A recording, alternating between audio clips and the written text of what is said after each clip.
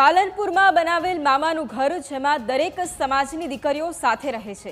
ગુજરાતના અનેક તાલુકાઓની 50 જેટલી દીકરીઓ કોઈ પણ ભય વગર 24 કલાક અહીં જ રહે છે અને લાઇબ્રેરી, ક્લાસીસની સુવિધા અને નિઃશુલ્ક વિવિધ થિયરીની તાલીમ અને જીપીએસસી સહિતના ક્લાસનું કોચિંગ મેળવી રહી છે।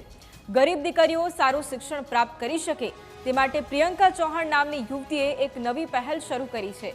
પોતાનું સપનું પૂરું ન કરી શકનાર યુવતી અન્ય દીકરીઓના સપના પૂરા કરવા મામાનું ઘર ચલાવી રહી છે, જેમાં આજે દરેક સમાજની દીકરીઓ ઉચ્ચ શિક્ષણ મેળવી અને સરકારી નોકરીઓ પણ પ્રાપ્ત કરી ચૂકી છે। હું અહીંયા 1 વર્ષથી જીપીએસસીની તૈયારી કરું છું અને મને અહીંયા ઘર કરતાં પણ વધારે મજા આવે છે। જેમ કે અહીંયા બધી જ મામાના ઘર જેવી ઊંઘ મળી રહે છે અને અમને અહીંયા કંઈ પણ વસ્તુની ખોટ નહીં પડતી। બધી જ વસ્તુઓ મળી રહે, બધી જ સુવિધાઓ મળી રહે। વાંચવામાં પણ ઘણી બધી સુવિધાઓ છે, જેમ કે મોટી લાઇબ્રેરી અને અહીંયા ઘણી બધી અલગ અલગ પ્રવૃત્તિઓ કરવામાં આવે છે। અહીંયા આવ્યાને મને ઘણો ટાઈમ થઈ ગયો છે અને હું અહીંયા જીપીએસસીની તૈયારી કરું છું।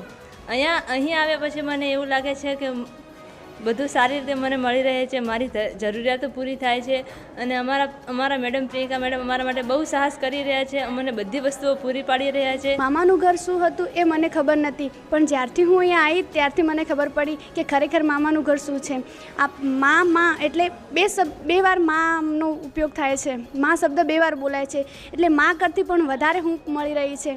અને પ્રિયંકાબેન અમારા મા બાપ બધું જ એ જ છે અને બહુ સારી સુવિધા અમને અહીંયા મળી રહી છે। હું જીપીએસસીની તૈયારી કરી રહ્યું છે, બધી બુકો, લાઇબ્રેરી, રહેવાની સુવિધા, બહુ બધી સારી સગવડ અને સુવિધા અમને અહીંયા મળી રહી છે। આપણી જોડે 50 દીકરીઓ છે, એમનું રહેવાનું, જમવાનું અને ભણવાનું એ બિલકુલ ફ્રીમાં કરી રહ્યા છે, જે લોકોના સહયોગથી થઈ રહ્યું છે।